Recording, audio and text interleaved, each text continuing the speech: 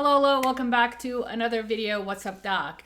Today I'm gonna pick up where we left off last time. This is part 3, and I'm gonna upload also part 4 of this series that I call The Process. And I explained earlier in the other 2 videos, that this is more for a new graduate from dental school or a new dentist that just embarking on the journey of finding a practice or just practicing. Where do I go? Do I get a residency? Do I join the military? Do I join the DSOs, which I'll talk about that in a second? Or do I open my own practice? Do I start as an associate? Do I, after 2 years of sweat equity, do I invest into a partnership, or should I move on my own and create my own practice?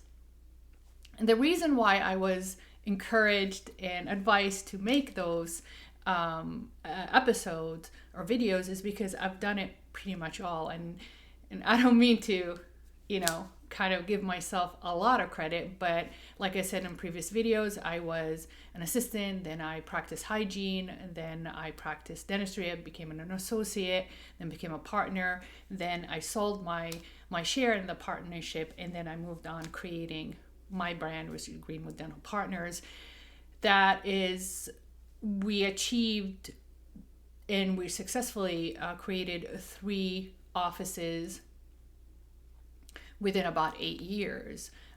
So I am trying to share that experience. Hopefully I would inspire some of you guys that, like I said, embarking into the new journey or the new phase of your life, leaving dental school, where I mentioned before, it's a very conditioned environment, it's very controlled environment. It is set up for you guys to go through the steps and the process in order to satisfy your requirement so you can graduate, so you can get your license. So there's a lot of politics behind it. There's a lot of laws and regulation and certification and what do you want to do and how you want to practice, in what environment, what culture you want to practice. We have no idea when we get out of dental school. At least I had no idea, and that's why I decided to do residency, which is a year long. It exposed me to so many different avenues of dentistry, surgical dentistry, working in the OR, pediatric dentistry, public health. So it was a great experience for a year, and we did a lot for a year, because we had rotations once a month with a different department, and it was I thought it was great. So as a dental student, school again is very secure environment, it's very controlled environment, it's very conditioned in order for us to get the training, get the license, get the degree, get the license, then move on into practicing as off you go, all is well kind of thing. But unfortunately, life is not conditioned. Life is not a secure, controlled environment.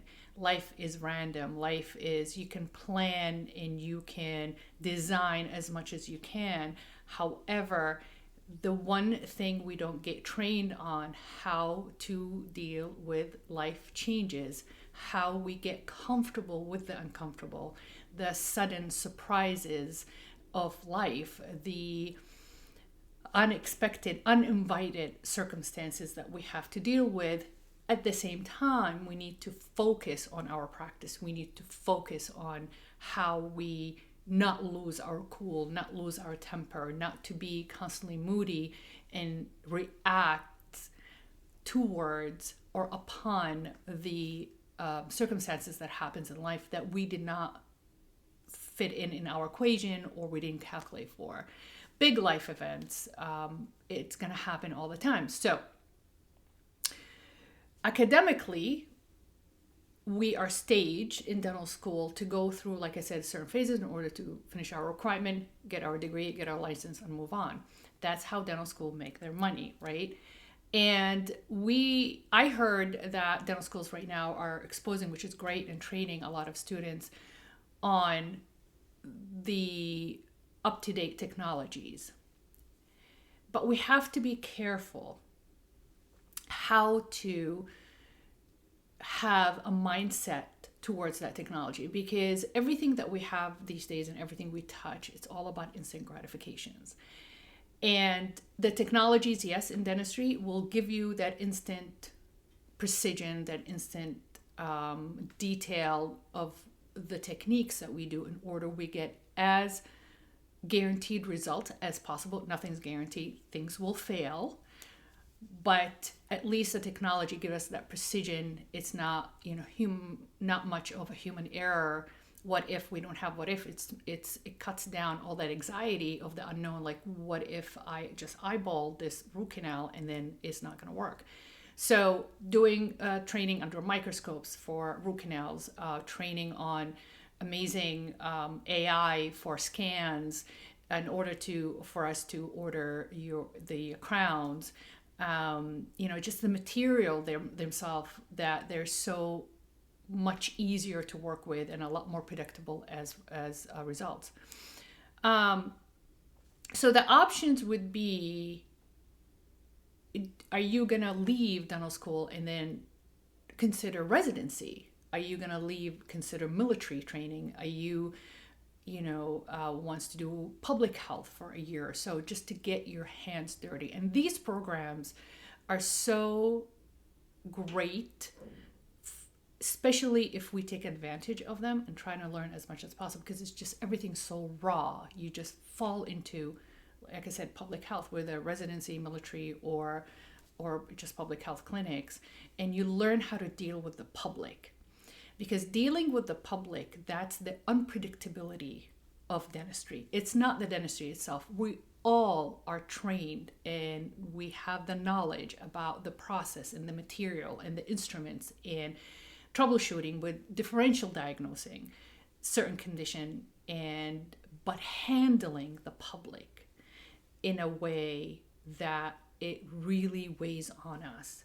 And if you don't have that experience of troubleshooting and navigating, and I've said it so many times, through the patients and the public emotions, especially these days with mental health and high anxiety and high stress environments that we're dealing with, and as a result, it will reflect on the way we deal with everyday life. Dentists are humans. We absorb certain energies and we absorb certain vibrations, because dentistry itself is very intimate. You're this close to each other. You're inside somebody's mouth. You're like this. And you're very close to your assistant. You're rubbing shoulders with the assistant, rubbing face with the patient. So it's a very intimate environment. And it's not as controlled as dental school, because you can give Novocaine to somebody, they're fine. And the moment that drill starts, they just go through a panic attack. And then what do? What is it that you're going to do? Are you going to call the instructor? No. You're on your own in a practice. Even if you have a partner and your partner is not there, we need to learn how to handle it. CPR and first aid, that's all, again, technicality that we learn and we get trained so we can help patients. And also at the same time, it's part of our license, right? Keeping our license alive and keeping our license active. But do we stumble? Do we fall? And when we fall, what do we do? Do we go through or into the analytical mode? Is it us? Is it the patient? Is it the assistant? Who should we blame? But if we are not trained about life, we won't be able to handle the stress that we get, whether is inflicted on us, by us, or it's coming from the public. And also you have the team. The team comes in with a lot of emotions, a lot of every day is so different.